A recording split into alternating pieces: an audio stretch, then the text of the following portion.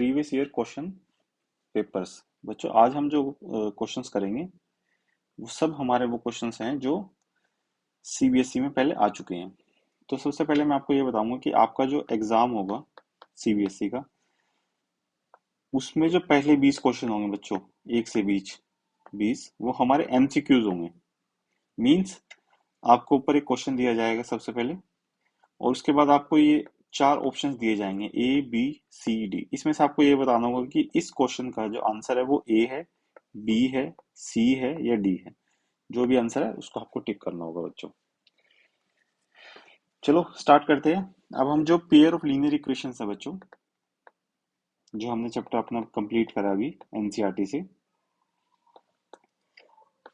इसके जो पीवाईक्यूज हैं, means previous year question papers, previous year questions, आज हम इसको करेंगे। सबसे पहले हम एमसीक्यू करेंगे आज के सेशन में। तो चलो बच्चों टाइम ना वेस्ट करते हैं, हम स्टार्ट करते हैं एमसीक्यू। ये मेरा फर्स्ट क्वेश्चन है बच्चों। क्वेश्चन बहुत ही इजी है, हम सब कुछ ऑलमोस्ट कर चुके हैं। तो देखो क्वेश्चन क्या पूछा है उन्होंने हमसे। The pair of linear equation 5x plus 4y is equal to 20 and 10x plus 8y is equal to 16 has no solution, infinite number of solution, a unique solution और 2 सॉल्यूशंस। तो बच्चों आपको देखो, मैंने आपको पहले ही बता रखा था कि हमने क्या सिंपली क्या करना है, a1x plus b1y is equal to c1 और a2x plus b2y is equal to c2। मुझे सिंपली मैंने इसके इक्वेट करना है। हमें क्या देखना है सबसे पहले कि a1 बाई a2 जो है मेरा, b1 बाई b2 और जो c1 बाई c2 है, इसकी क्या सिचुएशन है। तो a1 बाई a2 देखो बच्चों, a1 की वैल्यू क्या है मेरे पास 5, a2 की वैल्यू क्या है मेरे पास 10। It means a1 by a2 मेरा क्या आ जाएगा बच्चों 1/2। अब ऐसे ही मुझे देखना है b1, b1 क्या है बच्चों मेरे पास 4, b2 क्या है बच्चों मेरे पास 8। मीन्स ये भी कैंसिल आउट हो गया, मेरे पास क्या आ जाएगा 1/2। और ऐसे ही मुझे देखना है c1, c1 मेरे पास क्या है बच्चों 20 और c2 क्या है बच्चों मेरे पास ये 16। तो ये कैंसिल आउट होकर हो जाएगा बच्चों, 4 से कैंसिल हो जाएगा, ये आ जाएगा मेरा 5/4। तो यहाँ से आप देख सकते हो कि 1/2 is equal to 1/2 is not equal to 5/4। It means जो मेरी इक्वेशन आई है वो ये आई है, a1/a2 is equal to b1/b2 is not equal to c1/c2। तो आपने अगर फॉर्मूलेज अच्छे से पढ़े हो बच्चों, जो मैंने आपको पहले बताए हुए हैं, तो ये जो फॉर्मूला है a1/a2 is equal to b1/b2 is not equal to c1/c2, ये हमारा होता है बच्चों पैरेलल लाइंस का, अगर आपको याद आ रहा हो। और पैरेलल लाइंस का हमारा बच्चों क्या होता है नो सॉल्यूशन, क्योंकि ये लाइंस हमारी एक दूसरे के ऐसे पैरेलल होती है और कहीं पे भी एक दूसरे को इंटरसेक्ट नहीं करती। तो इट मीन्स जो हमारा आंसर होगा बच्चों वो होगा नो सॉल्यूशन। ये होगा बच्चों मेरा आंसर नो सॉल्यूशन। चलो अब मैं फटाफट से आपको ना दूसरे फॉर्मूलेज भी बताता हूँ। अगर मेरा a1/a2 is not equal to b1/b2 आएगा बच्चों, तो ये होगा मेरा unique solution, means intersecting lines.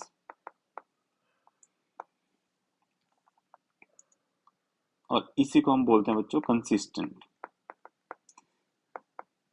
जो हमारे नो सॉल्यूशन होते हैं बच्चों इसको हम बोलते हैं इनकंसिस्टेंट लाइंस। और जो कंसिस्टेंट लाइंस होते हैं ना बच्चों, इसका एक एग्जांपल और है जहां पे हमारा a1/a2 is equal to b1/b2 is equal to c1/c2। ये भी हमारी कंसिस्टेंट लाइंस होते हैं। इसमें बच्चों क्या होता है कि एक लाइन के ऊपर ही हमारी दूसरी लाइन होती है। तो इसको हम, जो इसमें सॉल्यूशन आता है वो आता है इनफाइनाइट नंबर ऑफ सॉल्यूशन,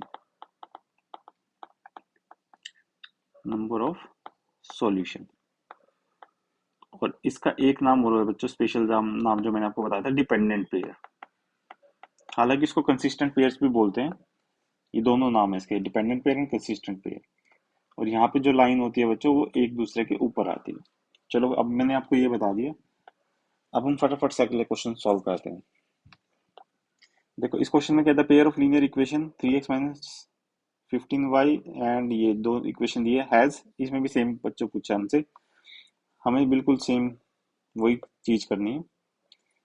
हमें क्या करना है, a1/a2, b1/b2 और c1/c2 लिखना है। तो a1 3/2, b1/b2 क्या आ जाएगा बच्चों, देखो -15 एंड -10, और ये क्या आ जाएगा बच्चों मेरा 7, और डिवाइड में आ जाएगा बच्चों मेरा 14/3। तो इसमें देखो बच्चों, ये मैंने आपको अलग से भी बताया था वहां पे। पहले हम क्या करते हैं, 3/2 में तो चलो कुछ होना ही नहीं है, तो एज इट इज आना। इसमें माइनस से माइनस कट जाएगा, और 5 से कटेंगे तो ये भी हमारा आ जाएगा 3/2। और जो ये वाला केस है बच्चों, इसको मैंने आपको बताया था 7/1/14/3 ऐसे लिखेंगे। तो 14 मेरा यहाँ पे मल्टीप्लाई होगा और 3 मेरा यहाँ पे मल्टीप्लाई होगा। तो इट मीन्स मेरा आंसर आएगा 7 × 3 अपॉन में 1 × 14।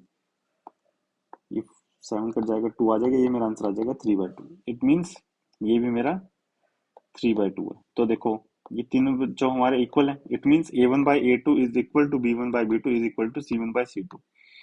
तो ये हमारा कौन सा केस होता है बच्चों, जहाँ पे हमारे इनफाइनाइट मैनी सॉल्यूशंस होते हैं। तो मेरा इसका आंसर आ जाएगा बच्चों ये वाला, इनफाइनाइट मैनी सॉल्यूशन। चलो अब हम करते हैं नेक्स्ट क्वेश्चन। देखो इस क्वेश्चन में उसने बोला था condition for which the pair of linear equation ये represents parallel lines. It means इसने बोला है कि ये जो मेरी इक्वेशन है ax+2y इक्वल टू 7 और 3x+by इक्वल टू 16, ये बोल रखा है कि ये पैरेलल लाइंस हैं। इसने मुझे पहले ही बता रखा है कि ये पैरेलल लाइंस है। तो अगर ये पैरेलल लाइंस होंगी, इट मींस हमारा a1/a2 is equal to b1/b2 is not equal to c1/c2। ठीक है बच्चों, अब मुझे क्या देखना है, देखो ऑप्शंस मेरे जितने भी है ना इक्वल टू वाले हैं।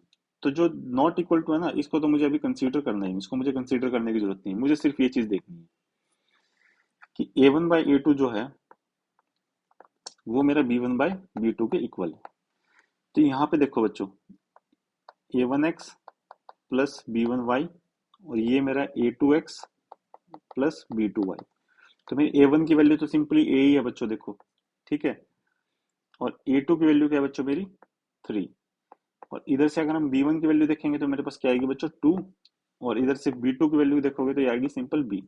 अब मुझे सिंपली क्या करना है, क्रॉस मल्टीप्लाई करना है, ये इधर मल्टीप्लाई हो जाएगा, ये इधर मल्टीप्लाई हो जाएगा। तो जब a इधर आएगा तो मेरा क्या आएगा ए बी, दोनों मल्टीप्लाई हो जाएंगे बच्चों, is equal to 2 × 3 means 6। Means मेरी ए बी की वैल्यू जो क्या है बच्चों वो 6 आई है। तो देखो इसमें से कौन सा आंसर बनेगा मेरा, A B is equal to 6, ये मेरा आंसर बन जाएगा बच्चों। अब हम करते हैं नेक्स्ट क्वेश्चन। देखो बच्चों नेक्स्ट क्वेश्चन में क्या पूछा, graphically the pair of equation, ये equation represent two lines which are, option है intersect exactly at one point, intersect exactly at 2 point, coincident और पैरेलल। चलो बच्चों हमें सिंपली वही देखना दोबारा से, a1/a2, b1/b2 और c1/c2, इसके बेसिस पे हम डिसाइड कर लेंगे कि ये कौन सी लाइन हमारे आएंगी। तो a1 की वैल्यू बच्चों देखो क्या है मेरी -6, a2 की वैल्यू क्या है बच्चों 2, तो ये कैंसिल होकर आ जाएगा -3 डिवाइड में 1। अब इधर हम देखेंगे b1 की वैल्यू क्या है बच्चों मेरे पास -2, और b2 की वैल्यू क्या है बच्चों -3। तो माइनस से माइनस कैंसिल हो जाएगा, ये हो जाएगा 2/3। देखो बच्चों अब आगे जाने की जरूरत ही नहीं है, क्योंकि a1/a2 is not equal to b1/b2। ये देखो ये हमारा सिर्फ एक ही केस में होता है, जब हमारी लाइंस ऐसे इंटरसेक्ट करती हैं एक पॉइंट में, मींस इंटरसेक्टिंग लाइंस का ये मेरा केस है, और ये इंटरसेक्ट करती हैं सिर्फ एक पॉइंट पे। तो ये मेरा आंसर आ जाएगा इसका, देख के बताओ बच्चों क्या आएगा आंसर, आंसर आएगा A, intersect exactly at 1 point. चलो बच्चों अब हम देखते हैं next question. Graphically the pair of linear equation represent two lines which are, similarly हमें क्या निकालना बच्चों इसमें भी, a1/a2, b1/b2 और c1/c2। a1 की वैल्यू क्या है बच्चों मेरे पास 3, a2 की वैल्यू भी क्या है 3, तो मीन्स ये तो आ जाएगा 1/1। b1 की वैल्यू क्या है बच्चों -1। B2 की वैल्यू क्या है, ये भी -1 है। अगर कुछ ना हो ना बच्चों तो आपको 1 मान लेना है उसको, तो माइनस से माइनस कट जाएगा, ये भी मेरा 1/1 आ जाएगा। C1 की वैल्यू क्या है मेरे पास 8, और C2 की वैल्यू क्या है 24। पर ऐसा नहीं है बच्चों, मैंने आपको एक चीज बताई थी कि अगर C1 इक्वल टू के इस तरफ है तो उधर C2 भी जो है हमारा वो इक्वल टू के इस तरफ होना चाहिए, या फिर दोनों, अगर C2 राइट साइड में है तो C1 को भी हम राइट साइड में ले जाएं। आप कोई सा भी एक इसमें किसी भी तरीके से कर सकते हैं। तो मैंने क्या करा, मैंने C2 को लेफ्ट साइड मूव कर दिया, तो मेरी इक्वेशन क्या आ जाएगी 3x - y - 24। तो इट मीन्स मेरा C1 को तो मैं 8 ले सकता हूँ, पर मुझे C2 को क्या लेना पड़ेगा बच्चों, -24। ठीक है बच्चों, अब जब ये कैंसिल होगा तो ये आ जाएगा -1/3। इट मीन्स A1/A2 हमारा इक्वल है B1/B2 के, that is not equal to C1/C2। तो ये वाला केस बच्चों मेरा कब होता है, जब मेरी पैरेलल लाइंस होंगी, और जो पैरेलल लाइंस है वो कभी आपस में इंटरसेक्ट नहीं करती। तो इट मीन्स मेरा जो आंसर आएगा इसमें वो आ जाएगा पैरेलल लाइंस। चलो बच्चों, अब हम मूव करते हैं नेक्स्ट क्वेश्चन पे। ये देखो बच्चों, बहुत अच्छा क्वेश्चन है ये, इसमें हमें थोड़ा सीखना पड़ेगा। The pair of equation x equal to a and y equal to b represents the lines which are. तो पहले तो मुझे बस ये देखना है कि ये जो मेरा ग्राफ में हम बनाते थे बच्चों, जिसमें ये मेरा x एक्सिस होता था और ये मेरा y एक्सिस होता था, इसमें x इक्वल टू a, इस लाइन को मैं कैसे रिप्रेजेंट करूं। वैसे तो आपका एक कोऑर्डिनेट ज्योमेट्री में भी आएगा कि आपको इस लाइन को कैसे रिप्रेजेंट करना है। x इक्वल टू a का मतलब है कि यहाँ पे इस लाइन पे कहीं पे ये वैल्यू a होगी, और x इक्वल टू a को कैसे रिप्रेजेंट करेंगे बच्चों हम, ये वाली जो लाइन आएगी देखो बच्चों, जिसको मैं भी ड्रॉ करूंगा, ये वाली, ये मेरी लाइन आएगी x इक्वल टू a। ये क्यों आएगी बच्चों, वो भी मैं आपको बताता हूँ। क्योंकि हमें जो क्वेश्चन में दिया हुआ है ना बच्चों, वो सिर्फ ये दिया हुआ कि x की वैल्यू a होनी चाहिए, y की वैल्यू कुछ भी हो सकती है। y का तो हमें इसने कुछ बताया ही नहीं। इट मीन्स ये जो मेरी लाइन है ये x इक्वल टू a है, क्योंकि इसके हर एक पॉइंट पे, अगर यहाँ पे भी आप देखोगे तो x की वैल्यू तो a ही आएगी। ठीक है, यहाँ पे देखोगे तो भी x की वैल्यू a ही आएगी, यहाँ पे देखोगे x की वैल्यू तब भी a आएगी, और यहाँ पे देखोगे x की वैल्यू तब भी a आएगी। ठीक है बच्चों, अब ऐसी जो मेरी दूसरी लाइन है y इक्वल टू b, अगर मुझे इसको ड्रॉ करना है तो मैंने ये मान लिया कि यहाँ पे कहीं पे ये होगा b मेरा। ठीक है, कहीं पे भी हो सकता है इस लाइन पे b। तो जब मैं यहाँ से एक लाइन ड्रॉ करूंगा बच्चों,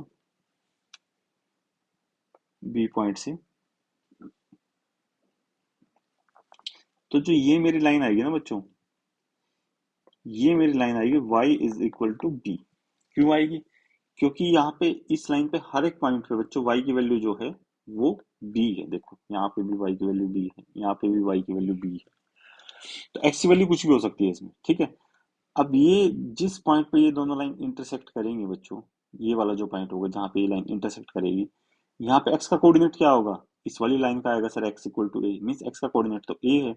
और y का कोऑर्डिनेट क्या होगा बच्चों, y का coordinate y equal to b से आएगा।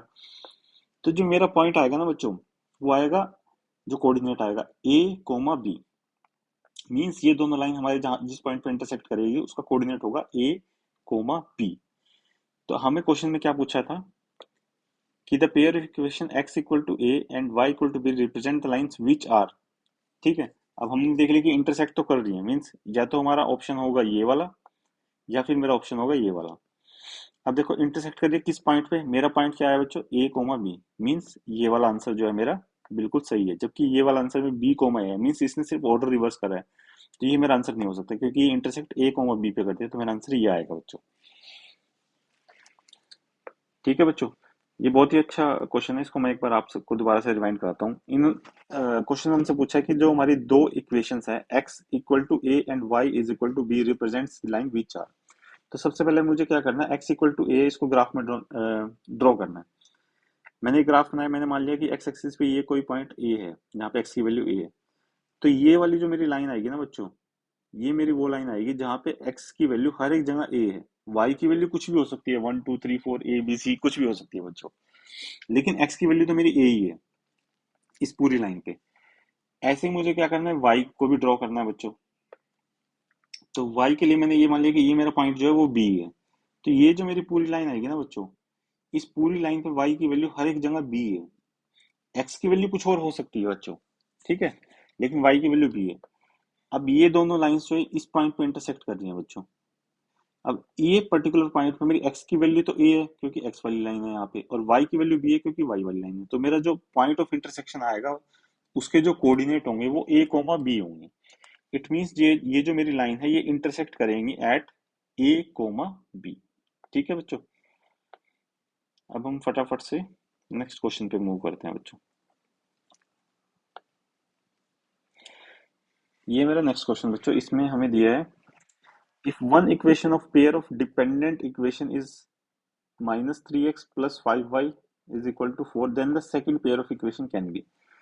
सबसे पहले तो बच्चे मुझे ये बताओ कि डिपेंडेंट पेयर्स कौन से होते हैं। मैंने अभी आपको बताया कि ये वो पेयर्स होते हैं जहां पे हमारी कोइंसिडेंट लाइंस आती हैं, और कोइंसिडेंट लाइंस में बच्चों हमारे a1/a2,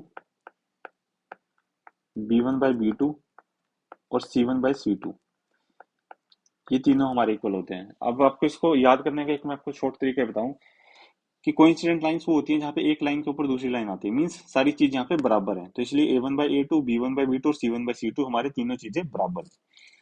तो पहले मुझे क्या करना है, a1 रख लिया बच्चों मैंने -3, इधर से मैंने b1 रख लिया क्योंकि एक ही इक्वेशन अभी मेरे पास, और इधर से मैंने रख लिया c1। तो c1 की वैल्यू आ गई बच्चों मेरे पास 4। अब देखो बच्चों, मैं नीचे इनमें से क्या वैल्यू रखूं कि मेरी तीनों में वैल्यू इक्वल आए। तो मैंने पहले ये वाली इक्वेशन उठा के देखी। अगर मैं नीचे रखता हूँ बच्चों 6, 10 और 8, तो देखो बच्चों ये -3 था मेरा स्टार्टिंग में, और ये +6 है, तो ये इसके इक्वल नहीं आएगा। तो इट मीन्स मैं इसको नहीं रख सकता। तो मैंने क्या करा, इसको तो इरेज करा। मीन्स ये तो मुझे पता लग गया कि ये तो मेरा आंसर नहीं है। अब मुझे क्या करना है, नेक्स्ट क्वेश्चन पे मूव करना है, नेक्स्ट ऑप्शन पे। तो नेक्स्ट ऑप्शन है बच्चों मेरा, पहले A2 आ जाएगा बच्चों मेरा 9, B2 आ जाएगा -15, ठीक है बच्चों, और C2 जो है वो मेरा 12 नहीं आएगा बच्चों, क्योंकि यहाँ पे मेरा जो C1 है वो राइट इक्वल टू के राइट साइड में है। तो मुझे भी इसको इक्वल टू के राइट साइड में जब मैं लेके आऊंगा तो +12 मेरा हो जाएगा -12। तो ये बच्चों आ जाएगा मेरा -12। अब देखो मैं इसको कैंसिल करूंगा तो मेरा क्या आएगा, -1/3 equal to -1/3 is equal to -1/3। It means ये तीनों चीजें मेरी इक्वल आ रही है, और इक्वल आ रही है तो इट मीन्स ये मेरी डिपेंडेंट इक्वेशन है, मीन्स कोइंसिडेंट लाइंस है। तो इसका जो मेरा आंसर आएगा बच्चों वो मेरा आएगा बी। अब आप कहोगे कि सर बाकी को आपने क्यों नहीं ट्राई करा। देखो बच्चों, हमारा इन चार में से एक ही आंसर होगा, वो मैंने आंसर निकाल लिया बी। अगर आपको लगता है कि दूसरा कोई और भी आंसर हो सकता है तो बच्चों हम उसको भी, अगर आपको आपके मन के लिए मैं आपको इसको सॉल्व करा देता हूँ। अदरवाइज जहां पे आपका आंसर आ जाएगा आपको वहीं पे रुक जाना है। बस आप बी पे टिक करो और आप नेक्स्ट पे क्वेश्चन पे मूव करो। सपोज करो आप बोलते हो कि नहीं आंसर सी को भी चेक करो, तो सी को जब चेक करेंगे बच्चों तो इधर मेरा -3, मैं फर्स्ट वाली इक्वेशन का लिख लूंगा अभी, 5 और 4 ये सब इक्वल टू, यहाँ से मेरा A2 क्या आएगा, -9, B2 क्या आएगा 15 देखो, और C2 क्या आएगा बच्चों -12। ये तो मेरा कट क्या आ गया 1/3, ये भी मेरा 1/3 आ गया, पर ये जो लास्ट वाला आया है ये मेरा आया -1/3। तो इट मीन्स ये भी मेरा आंसर नहीं है। अब आप कहोगे कि सर ये वाला भी चेक कर लो, चलो ये भी चेक कर लेते हैं। -3 अपॉन में -6, इधर से +5 अपॉन में -9, और इधर से 4/8, इट मीन्स 1/2। ये मेरा -1/2 आ रहा है बच्चों, देखो मेरे पहले ही मैच नहीं कर रहा। इट मीन्स ये भी मेरा आंसर नहीं हो सकता। तो जो मेरा आंसर है वो मेरा बी है, और इसको मैं एक बार दोबारा से आपको रिमाइंड करा देता हूँ। देखो बच्चों, इसने मुझे बोला if the pair of a dependent equation -3x + 5y = 4 then the second equation be. तो डिपेंडेंट पेयर कौन से होते हैं बच्चों, जहाँ पे मेरी जो लाइन है वो कोइंसिडेंट होती है। मुझे सिंपली क्या करना है, कोइंसिडेंट जो लाइन है इसमें हमारा क्या होता है, एक लाइन के ऊपर दूसरी लाइन होती है, इट मीन्स हमारा सब कुछ बराबर आएगा। A1/A2 is equal to B1/B2 is equal to C1/C2। ठीक है बच्चों, मैंने सबसे पहले A1 लिख लिया, -3, 5, ये B2 मैंने लिख लिया, और C मैंने जो फर्स्ट इक्वेशन है उसके मैंने तीनों कोफिशिएंट्स लिख लिए बच्चों। अब मुझे सेकंड इक्वेशन में क्या करना है, एक एक उठा के देखने हैं। अगर मैं 3/6 लेता हूँ बच्चों, और ये लिया मैंने, पहले मैंने इसको लेके देखा, ठीक है, जब मैंने इसको डाला 3/6 मेरा -1/2 आ गया और 5/10 मेरा +1/2 आया। इट मीन्स ये मेरा आंसर नहीं हो सकता। फिर मैं सेकंड ऑप्शन पे मूव करूंगा। जब मैं सेकंड ऑप्शन पे मूव करा बच्चों, तो मैंने -3 था, इधर मेरा आ गया 9, फिर 5 था, इधर आ गया मेरा यहाँ से -15, और इधर जो मेरा ये +12 था, इसको मुझे राइट साइड मूव करना पड़ा। क्यों? क्योंकि इधर जो मेरा C1 है वो तो राइट साइड में इक्वल टू के, तो ये मुझे ये भी राइट साइड में लेके आना पड़ेगा बच्चों। तो ये जो मेरा ये -12 हो जाएगा। तो यहाँ पे मेरा क्या आ जाएगा, 4/-12। अब मैं जब इसको जब सिंप्लीफाई करूंगा तो मेरा आ जाएगा -1/3, ये भी मेरा आ जाएगा -1/3, और ये भी मेरा आ जाएगा -1/3। इट मीन्स ये तीनों इक्वल है। तो ये वाला जो पेयर होगा बच्चों मेरा, ये पेयर मेरा डिपेंडेंट इक्वेशन का पेयर होगा दूसरा। चलो अब हम नेक्स्ट मूव करते हैं इस क्वेश्चन पे।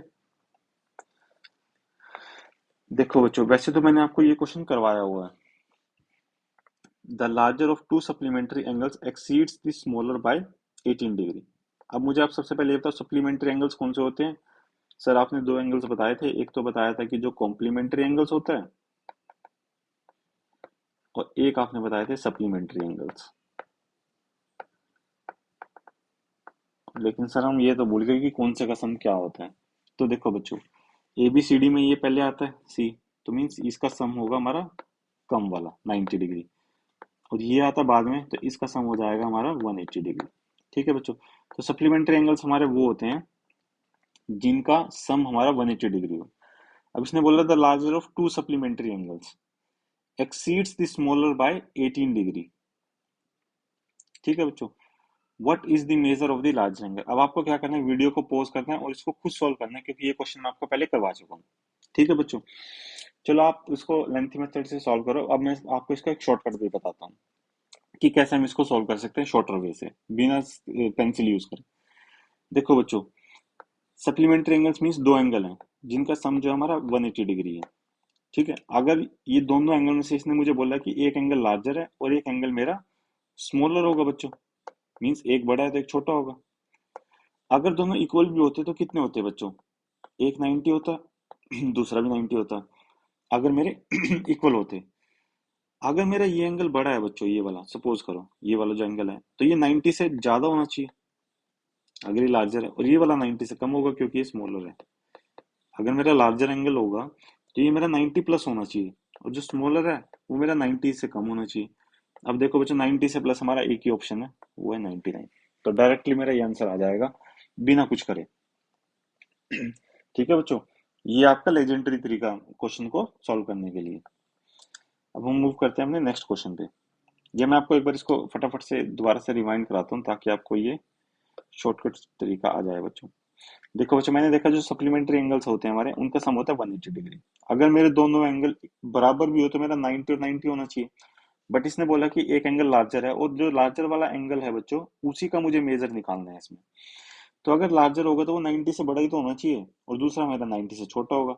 तो लार्जर एंगल मेरा 90 डिग्री से अबव होना चाहिए, और इसमें एक ही ऑप्शन है जो 90 डिग्री से अबव है, बाकी तीन ऑप्शन 90 डिग्री से कम है बच्चों।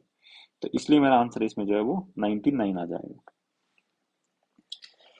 चलो बच्चों, अब हम मूव करते हैं नेक्स्ट क्वेश्चन पे। नेक्स्ट क्वेश्चन में मेरे the pair of linear equation, ये मेरे पास दो इक्वेशन दी है, x+2y-5 और 2x-4y+6 = 0। अब हमें बताना है कि ये कंसिस्टेंट है, पहले बताना इनकंसिस्टेंट। इनकंसिस्टेंट कौन सी होती है बच्चों? जहां पे हमारी पैरेलल लाइंस आती है, मींस नो सॉल्यूशन। फिर इसने पूछा कंसिस्टेंट है। अब कंसिस्टेंट के भी हमारे पास बच्चों देखो तीन ऑप्शन है, with many solution, with unique solution, with two solution. देखो टू सॉल्यूशन वाला तो हमने लीनियर इक्वेशन पढ़ा ही नहीं। ठीक है, ये हमारा इस तरह के जो सॉल्यूशंस होते हैं ये मोस्टली क्वाड्रेटिक इक्वेशंस में होते हैं बच्चों। तो इसको तो भी काट दो। Is consistent with many solution. Many solution means dependent pairs, means जहां पे तीनों इक्वल होंगे। और unique solution means intersecting lines, जहां पे लाइन इंटरसेक्ट करेगी। तो सबसे पहले हम क्या करते हैं, अपना a1/a2, b1/b2 और c1/c2 ये देखते हैं। तो a1 बच्चों यहाँ पे क्या आ जाएगा, अगर कुछ नहीं है तो मैं मान लूंगा इसको 1, मानना कि ये होता ही 1 है बच्चों।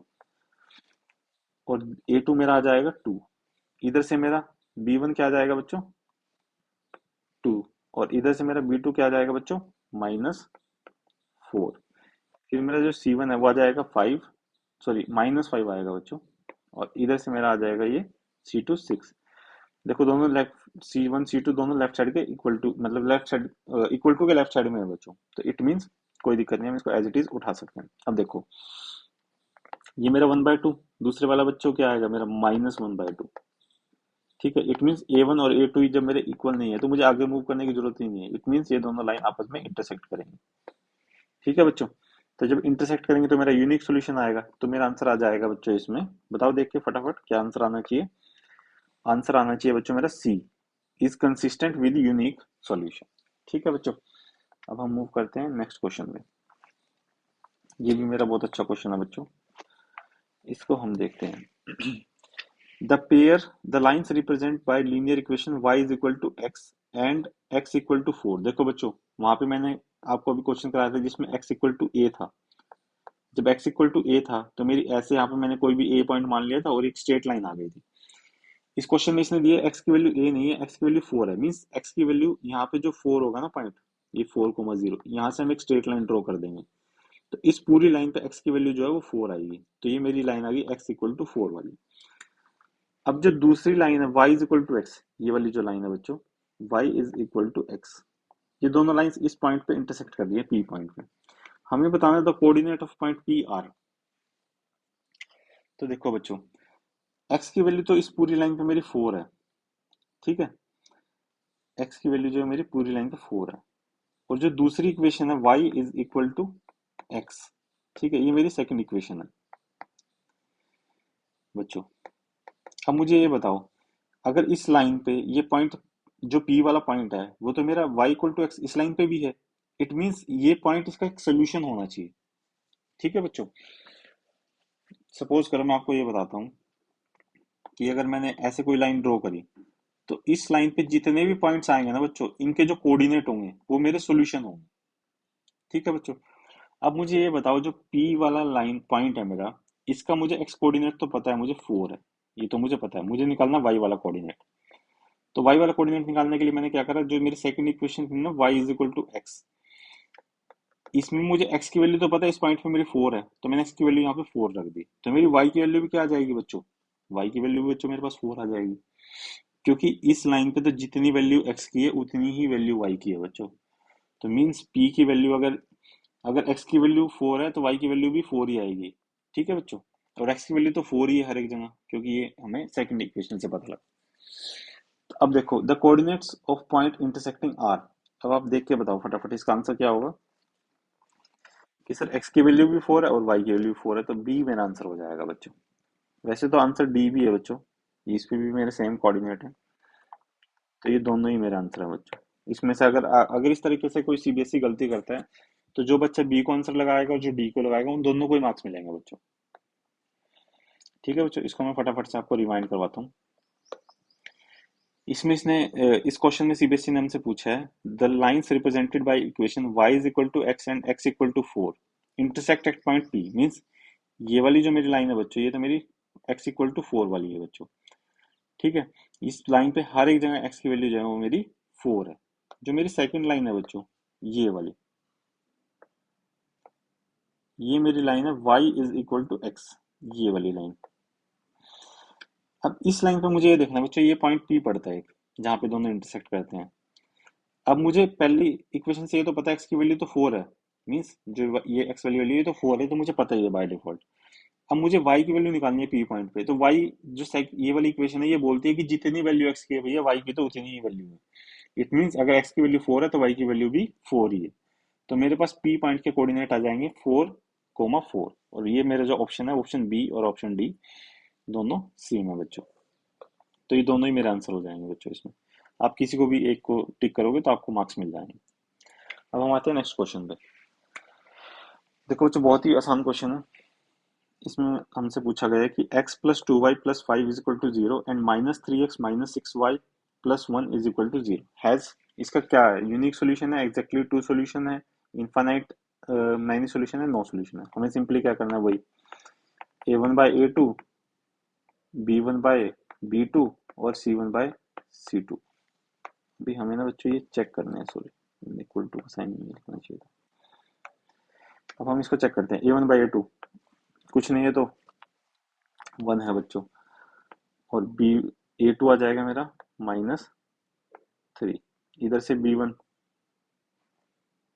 2 और इधर से B2 -6, इधर से C1 5 और इधर से C2 1, दोनों ही मेरे इक्वल टू के लेफ्ट साइड में। अब जब मैं इसको कैंसिल आउट करूंगा बच्चों तो ये आ जाएगा मेरा -1/3, ये भी आ जाएगा मेरा -1/3 और ये आ जाएगा मेरा 5/1। It means A1/A2 equal to B1/B2 is not equal to C1/C2। तो ये हमारी कौन सी इक्वेशन होती है बच्चों? पैरेलल लाइंस वाली इक्वेशन। तो पैरेलल लाइंस वाली इक्वेशन में हमारा कोई सोल्यूशन होता है बच्चों? क्योंकि वो कहीं पे इंटरसेक्ट ही नहीं करती तो इसलिए हमारा होता है नो सोल्यूशन। तो फटाफट से ऑप्शन में देख के बताओ मेरा कौन सा ऑप्शन इसका आंसर होगा? इसका आंसर होगा ऑप्शन नंबर डी। चलो अब हम मूव करते हैं नेक्स्ट क्वेश्चन में। ये भी देखो मेरा अच्छा बच्चों बहुत अच्छा क्वेश्चन है ये भी। If the pair of equation x minus 1 equal to x minus y equal to 1 and x plus ky is equal to 5 has a unique solution x equal to 2 and y equal to 1। ठीक है बच्चों, then the value of k is। अब मुझे एक बात बताओ, suppose करो ये जो मेरी लाइन है x minus y equal to 1, ये मेरी लाइन ये है बच्चों, ठीक है। और जो दूसरी मेरी लाइन है ये वाली, अब ये खुद बोल रहा है कि एक यूनिक सोल्यूशन है। यूनिक सोल्यूशन तो मीन्स ये दोनों लाइन किसी एक पॉइंट पे इंटरसेक्ट करेंगी, ठीक है। ये मैंने मान लिया कि मेरा पॉइंट नंबर P है। चलो ये वाली जो मेरी इक्वेशन है x minus y equal to 1 मैंने ऐसा मान लिया बच्चों, और ये x plus k y equal to 5, ठीक है बच्चों, ये दो इक्वेशन है। अब पॉइंट P जो है इसका एक यूनिक सोल्यूशन है x इक्वल टू 2 और y इक्वल टू 1 पर। तो पॉइंट P जो P है इसके कोऑर्डिनेट आ जाएंगे बच्चों मेरे पास 2,1 आगे बच्चों 2,1। अब आप मुझे ये बताओ, अगर मैं इस 2,1 को अपनी लाइन नंबर 1 में पुट करूंगा तो भी मेरा आंसर इक्वेशन का सॉल्यूशन आएगा, और चाहे मैं इसको लाइन नंबर 2 पे पुट कर लूं इसमें भी सॉल्यूशन आएगा। क्यों आएगा? क्योंकि ये पॉइंट तो मेरा इस लाइन पे भी है और ये पॉइंट मेरा इस लाइन पे भी है, तो दोनों लाइंस पे है, तो मीन्स दोनों को सॉल्व करेगा, इसीलिए तो ये एक यूनिक सॉल्यूशन है बच्चों। तो चलो इसको चेक करने के लिए पहले मैंने ना इसी लाइन में चेक करके देख लिया। एक्स की वैल्यू क्या है बच्चों मेरे, x minus y equal to 1 है ना, तो एक्स की वैल्यू क्या है यहाँ से, एक्स की वैल्यू 2i और वाई की वैल्यू क्या है बच्चों 1। तो 2 माइनस 1 मेरा 1 आ जाएगा और राइट साइड में मेरा 1 ही था, इट मीन्स ये बिल्कुल सही है। अब मुझे क्या करना है, के की वैल्यू निकालनी है। अगर मुझे के की वैल्यू निकालनी है तो एक्स और वाई की वैल्यू मुझे इस इक्वेशन में, इक्वेशन नंबर 2 में मुझे पुट करनी है। It means x plus k y equal to 5। अब यहाँ पे एक्स की वैल्यू मुझे क्या मिली है 2, आंसर में उन्होंने खुद ही बताया। के मुझे निकालना है और वाई की वैल्यू क्या है मेरे पास 1 इक्वल टू 5। तो इस 2 को अगर मैं इधर मूव करूंगा तो माइनस साइन आ जाएगा। के की वैल्यू क्या आ जाएगी 5 minus 2 that is equal to 3। It means k की वैल्यू मेरे पास क्या आई बच्चों 3 आई। तो फटाफट से आप देख के मुझे ये बताओ कि इसका क्वेश्चन का आंसर क्या होगा। आंसर होगा बच्चों सी, मीन्स के की वैल्यू जो है वो मेरी 3 आ जाएगी। अब मैं फटाफट से आपको इस क्वेश्चन को दोबारा से रिवाइज कराता हूँ। इसमें उसने मुझे क्या दिया बच्चों कि मेरे पास दो इक्वेशन है, x minus y equal to 1 और x plus k y is equal to 5, और इन दोनों इक्वेशन का एक यूनिक सोल्यूशन है, और वो सोल्यूशन इसने हमें दे दिया कि x की वैल्यू 2 है और y की वैल्यू मेरे पास 1 है। अब इसने मेरे से ये पूछा है कि मुझे k की वैल्यू निकालनी है, जो इक्वेशन नंबर 2 है इसमें k की वैल्यू क्या है। अब मैंने आपको बोला कि बच्चों देखो जो यूनिक सोल्यूशन होता है उसमें लाइंस ऐसे इंटरसेक्ट करती हैं आपस में, ठीक है। जो लाइन नंबर 1 है और जो लाइन नंबर 2 है ये आपस में एक पॉइंट पे इंटरसेक्ट करती है, जो पॉइंट ऑफ इंटरसेक्शन होता है वही हमारा एक यूनिक सोल्यूशन होता है, और इसका कोऑर्डिनेट इसने हमें दे ही दिया कि इसमें x की वैल्यू 2 और y की वैल्यू 1 है। अब मुझे क्या करना है, ये जो x की वैल्यू 2 और y की वैल्यू 1 है इसको सिंपली इस इक्वेशन में पुट करना है जहां से मुझे k की वैल्यू निकालनी है। तो मैंने यहाँ पे पुट करी x की वैल्यू 2 और y की वैल्यू 1, तो जब मैं इसको सॉल्व करूंगा तो मेरे पास k की वैल्यू आ जाएगी 3। तो ये जो मेरा c है k की वैल्यू 3, ये मेरा आंसर हो जाएगा बच्चों। चलो अब हम मूव करते हैं अपने नेक्स्ट क्वेश्चन पे। नेक्स्ट क्वेश्चन है बच्चों मेरा, if the lines represented by equation, एक इक्वेशन ये है और एक इक्वेशन ये पैरेलल है, then the value of m is. तो बच्चों मुझे ये बताओ, जब हमारी लाइंस पैरेलल होती थी तो मेरा इक्वेशन क्या आती थी, a1/a2 is equal to b1/b2 is not equal to c1/c2। तो देखो बच्चों हमें वैल्यू m की निकालनी है, मींस हमसे ये पूछा कि m is equal to, m किस चीज के बराबर है। तो यहाँ पे जो नॉट इक्वल टू वाली सिचुएशन है ना, ये तो मेरी वैलिड ही नहीं रहेगी, क्योंकि नॉट इक्वल टू मैंने निकालना ही नहीं, मैंने तो इक्वल टू ही निकालना है। तो बस सिंपली मुझे क्या करना है, a1/a2 is equal to b1/b2, इसको मुझे पुट करना है। तो a1 की वैल्यू बच्चों मेरे पास क्या है यहाँ पे 3, a2 की वैल्यू क्या है बच्चों मेरे पास 2 इक्वल टू, जो मेरे पास b1 की वैल्यू क्या है बच्चों, मेरे पास b1 की वैल्यू है 2m, इसको हम पूरा 2m ही लेंगे बच्चों, क्योंकि सिर्फ y तो मेरा वेरिएबल है और ये पूरा 2m जो है ये मेरा कॉफिशिएंट है। और इधर से जो मेरी b2 की वैल्यू आएगी बच्चों वो आ जाएगी मेरे पास 5। ठीक है, अब मुझे सिंपली क्या करना है, इसको इधर लेके आना है और इसको इधर ले जाता हूँ। तो 5 into 3 15 is equal to 2 into 2 4m। तो इससे मुझे पता लगेगा कि मेरी m की वैल्यू क्या आ जाएगा 15 डिवाइड बाय 4। ठीक है बच्चों, ये मैंने निकाल दिया। फटाफट से आप बताओ ए बी सी में से इसका कौन सा आंसर होगा। तो इसका आंसर होगा डी बच्चों। मैं फटाफट से आपको एक बार इसको रिमाइंड कराता हूँ। उन्होंने मुझे दो इक्वेशन दी सीबीएसई ने कि आप सर ये निकालो 3x plus 2my is equal to 2 and 2x plus 5y plus 1 equal to 0। और उन्होंने बोल दिया कि ये जो लाइन है ये पैरेलल है, तो मुझे सिंपल m की वैल्यू निकालनी है। अब मुझे बच्चों ये पता था कि मैंने ये पढ़ा है कि अगर लाइंस पैरेलल होगी तो a1/a2 is equal to b1/b2 is not equal to c1/c2। अब मुझे तो ये निकालना है कि m की वैल्यू क्या है, मींस m इक्वल टू क्या है। तो नॉट इक्वल टू वाली तो बच्चों मेरी सिचुएशन रहेगी ही नहीं, क्योंकि ना तो ऑप्शन में कहीं नॉट इक्वल टू है ना क्वेश्चन में है, तो इसको तो हम स्किप कर देंगे। मुझे सिंपली क्या देखना है, a1/a2 is equal to b1/b2। तो a1 की वैल्यू मेरे पास क्या आ जाएगी बच्चों 3, a2 की वैल्यू क्या आ जाएगी 2। अब ऐसे ही जो b1 की वैल्यू आ जाएगी वो आ जाएगी मेरी 2m, क्योंकि पूरा ही मेरा कोफिशिएंट है। और b2 की वैल्यू आ जाएगी 5। अब मैंने इसको क्रॉस मल्टीप्लाई करा तो मेरा आ जाएगा 15 इज इक्वल टू 4m, तो m की वैल्यू आ जाएगी 15/4। और ये मेरा ऑप्शन नंबर डी जो है ये मेरा आंसर हो जाएगा बच्चों इसका। चलो फटाफट से आप नेक्स्ट क्वेश्चन को रीड करो। The value of k for which the system of equation, ये जो दो इक्वेशन है have no solution, means k की क्या वैल्यू हो, k equal to what,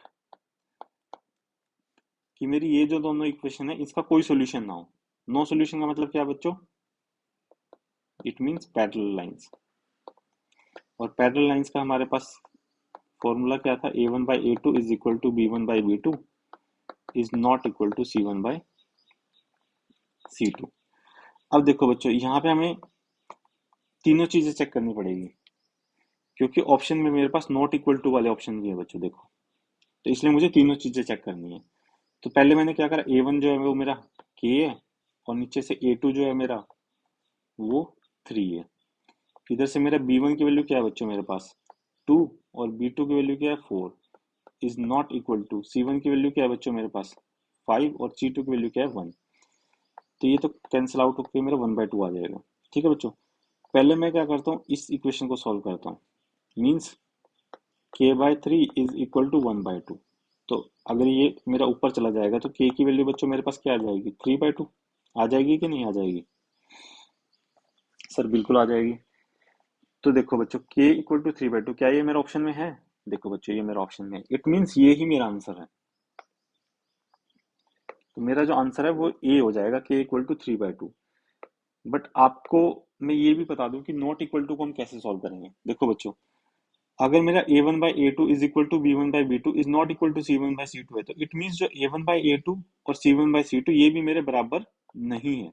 means हम इसको ऐसे भी लिख सकते हैं खाली a1/a2 is not equal to c1/c2। ठीक है बच्चों, अब a1/a2 मेरा बच्चों क्या आएगा k/3 is not equal to, इधर से बच्चों मेरा क्या आ जाएगा 5/1। तो जब मैं इसको इधर मूव करूंगा तो मेरा ये आ जाएगा k is not equal to 15, means k की वैल्यू 15 नहीं हो सकती। ये मेरा देखो बच्चे कहीं ऑप्शन में है ही नहीं, k इक्वल टू 15 दे रखा है और मेरा आंसर है k इक्वल टू नॉट 15, तो ये तो मेरा डेफिनेटली आंसर नहीं हो सकता। ठीक है, ये दो भी मेरा आंसर नहीं है, और आंसर क्या है वो मैंने पहले आपको निकाल के दिखाई दिया बच्चों। ठीक है बच्चों, अब हम मूव करते हैं अपने नेक्स्ट क्वेश्चन पे। फटाफट से आप क्वेश्चन को रीड करो पहले खुद, और आप पहले जितने भी क्वेश्चंस होते हैं बच्चों उनको पहले आप पोज करके आप खुद सॉल्व करने की कोशिश करा करो। अगर आपसे सॉल्व ना हो तो आप वीडियो को देखो और फिर ये देखो कि आपने क्या गलती करी है। अब देखो बच्चों मेरे पास नेक्स्ट क्वेश्चन है, the value of k if 6, x lies on the line represented by equation number this. Suppose करो बच्चों ये एक लाइन है, ये इस इक्वेशन से रिप्रेजेंट हो रही है, x minus 3y plus 6 is equal to 0।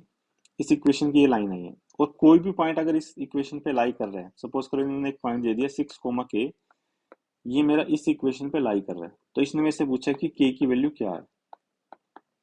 ठीक है बच्चों, मैंने आपको बताया था कि कोई भी पॉइंट अगर किसी इक्वेशन पे लाई करता है तो वो उसका एक सॉल्यूशन होता है बच्चों। ठीक है, इट मीन्स जो 6 कोमा के है ये इसका एक सॉल्यूशन होगा। इट मीन्स यहाँ पे x की वैल्यू तो मेरे पास 6 आ जाएगी और y की वैल्यू मेरे पास k आ जाएगी। अब मुझे सिंपली क्या करना है, x इक्वल टू 6 और y इक्वल टू k, इसको मुझे इस इक्वेशन में पुट करना है, x minus 3y plus 6 equal to 0।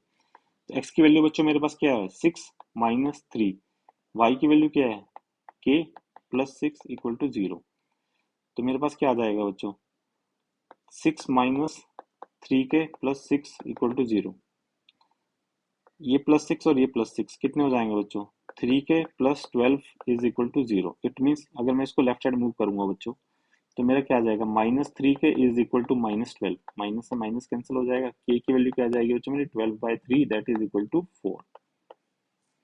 तो मीन्स k की वैल्यू जो मेरे पास आई है वो आई है 4। अब फटाफट से ऑप्शन में देख के बताओ कि क्या ये मेरा ऑप्शन में है।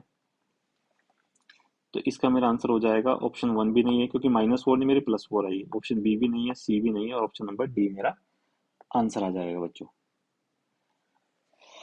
अब हम मूव करते हैं अपने नेक्स्ट क्वेश्चन पे। फटाफट से आप क्वेश्चन को पढ़ो और खुद सॉल्व करने की कोशिश करो बच्चों, बहुत ही आसान क्वेश्चन है ये तो।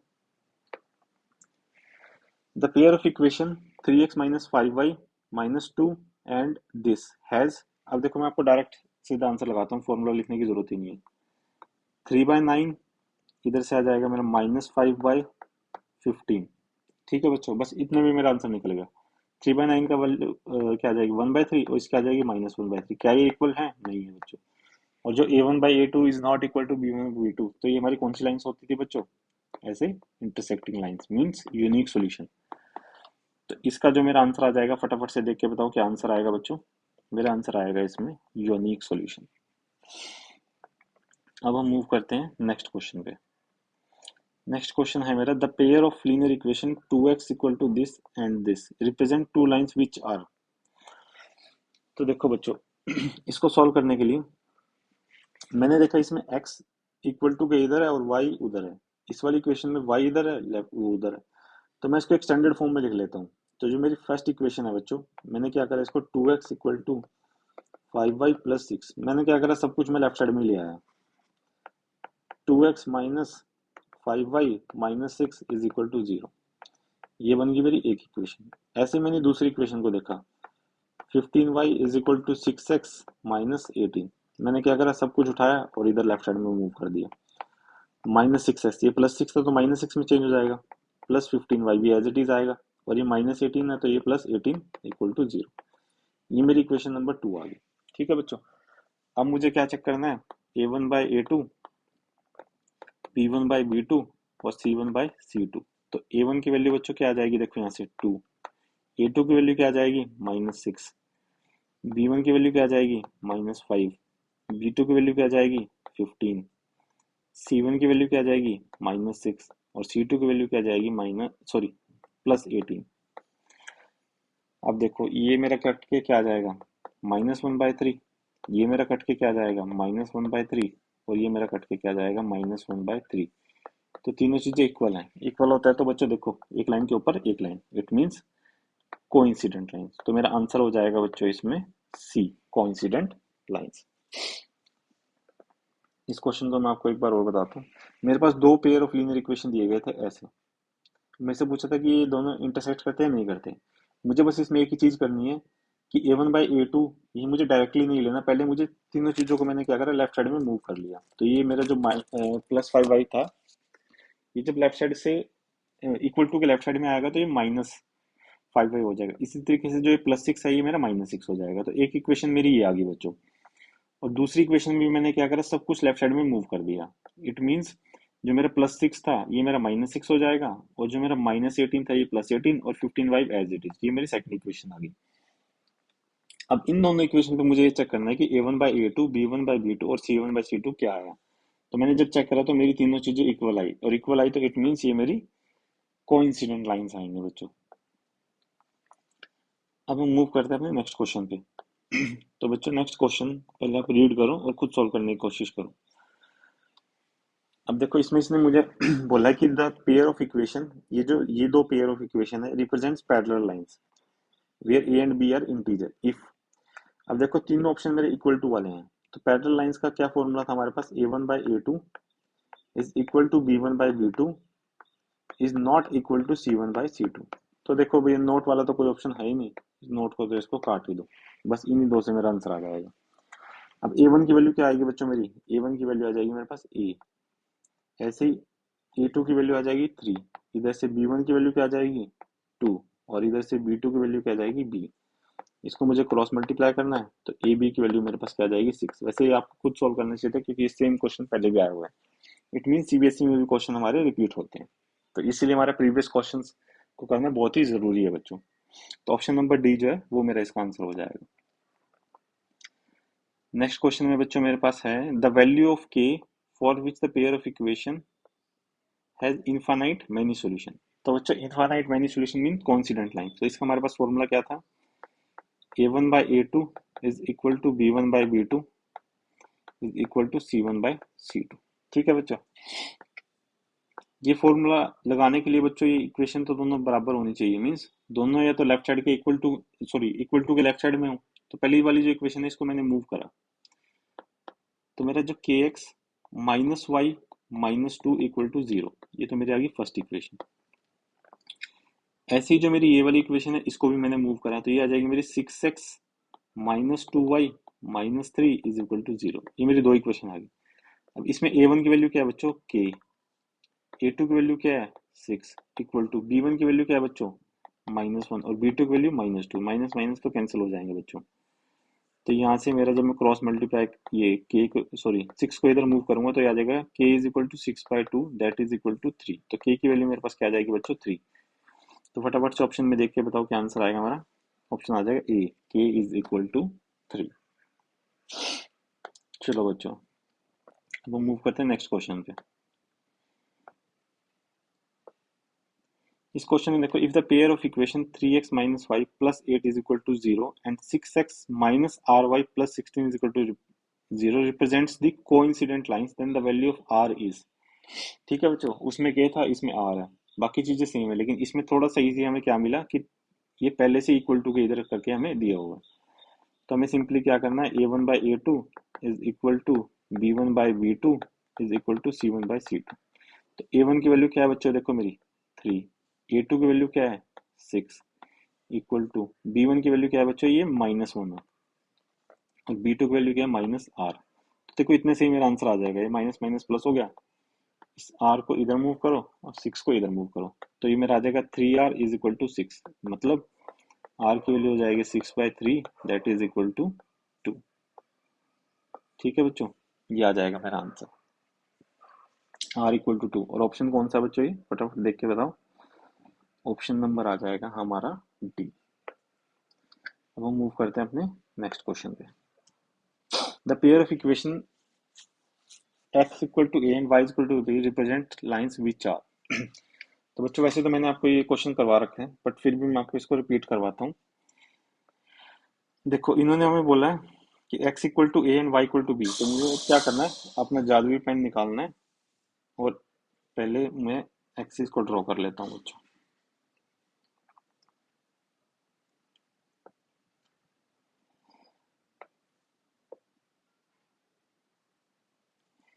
तो बच्चों ये आ जाएगा मेरा x एक्सिस और ये आ जाएगा बच्चों मेरा y axis.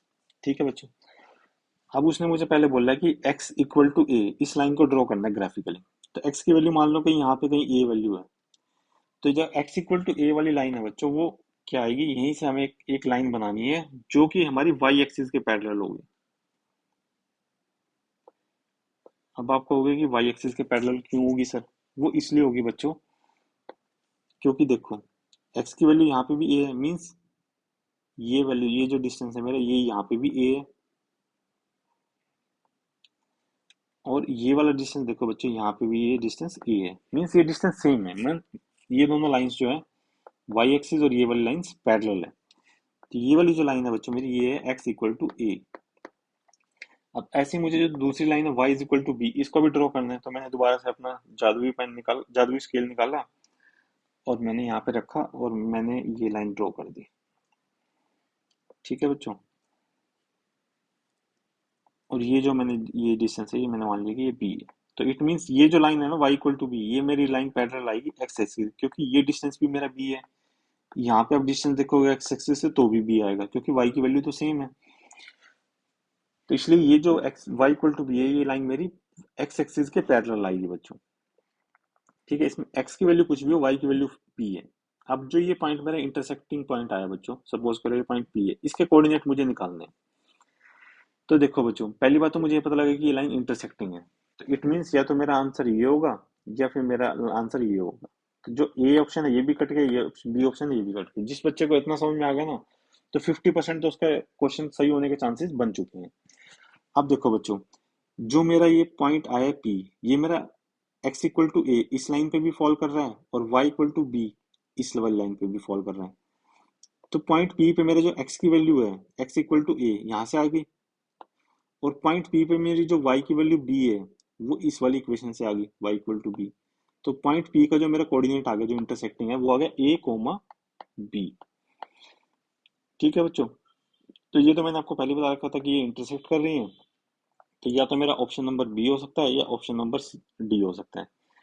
But option number B में क्या है, उसने कोऑर्डिनेट दिए बी कोमा वन, जो कि हमारे नहीं है, क्योंकि हमारे तो कोऑर्डिनेट ए कोमा बी है। तो हमारा ऑप्शन नंबर डी जो है, ये मेरा सही आंसर हो जाएगा बच्चों। चलो इस क्वेश्चन पे हम मूव करते हैं बच्चों।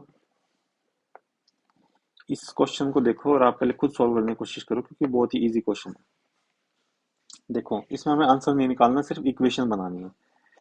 3 chairs and 1 table cost 900 rupees, whereas 5 chairs and 3 tables cost 2100 rupees. If the cost of one chair is x rupees and cost of one table is y rupees, then the situation can be represented algebraically as। तो देखो बच्चों, अगर एक chair की cost x है तो 3 chair की cost हो जाएगी हमारी 3x। ठीक है सर। अगर एक टेबल की कॉस्ट y है तो 3 टेबल की हो जाएगी, सॉरी 1 टेबल की हो जाएगी y। ये तो y ही है बच्चों, एच डी दिया हुआ है। तो 3x प्लस वाई, इसकी वैल्यू मेरे पास क्या आई, 900। ठीक है, इन दोनों कॉस्ट को मैंने, चेयर की कॉस्ट को और टेबल की कॉस्ट को ऐड करा तो मेरी 900 आ गया बच्चों। ठीक है, तो पहली इक्वेशन तो मेरी बन गई 3x प्लस वाई। तो देखो बच्चों, यहाँ पे 3x plus Y equal to 900। इसमें देखो इन्होंने रिवर्स कर दिया, इट मीन्स बी तो मेरा आंसर हो नहीं सकता। सी में भी है मेरा 3x plus Y, it means ये भी मेरा आंसर हो सकता है। और जो लास्ट वाला, ये भी मेरा आंसर नहीं हो सकता। इट मीन्स बी मेरा आंसर नहीं हो सकता और डी मेरा आंसर नहीं हो सकता। या तो ए आंसर होगा या फिर मेरा आंसर होगा सी, इन दोनों में से एक होगा बच्चों। अब हमें क्या करना है, नेक्स्ट इक्वेशन पे मूव करना है। अगर मेरी एक चेयर की कॉस्ट एक्स है तो 5 चेयर की हो जाएगी बच्चों 5x। और अगर एक टेबल की y है तो 3 टेबल की हो जाएगी 3y। तो जब मैं इन दोनों कॉस्ट को ऐड करूंगा 5x प्लस 3y, ये मेरी वैल्यू आ जाएगी 2100 रुपीज। ये मेरी आ गई बच्चों दूसरी इक्वेशन, 5x प्लस 3y। तो यहाँ पे देखो, यहाँ पे दिए 3x प्लस 5y, जिसको आपको ध्यान से देखना है बच्चों। ये इन्होंने रिवर्स कर दिया, तो मीन्स ये मेरा आंसर नहीं हो सकता। तो आंसर मेरा बच गया एक ही सी। आप चाहे चेक भी कर लो, ये आ गया 5x plus 3y equal to 2100। तो देखो ये मेरा ऑप्शन नंबर जो सी है, ये मेरा आंसर हो जाएगा बच्चों। बहुत ही आसान क्वेश्चन था, इसको आप खुद भी कर सकते थे। अब बच्चों मेरे पास इसको हम नेक्स्ट क्लास में कवर करेंगे। ठीक है बच्चों, आज के लिए इतना ही। Thank you so much.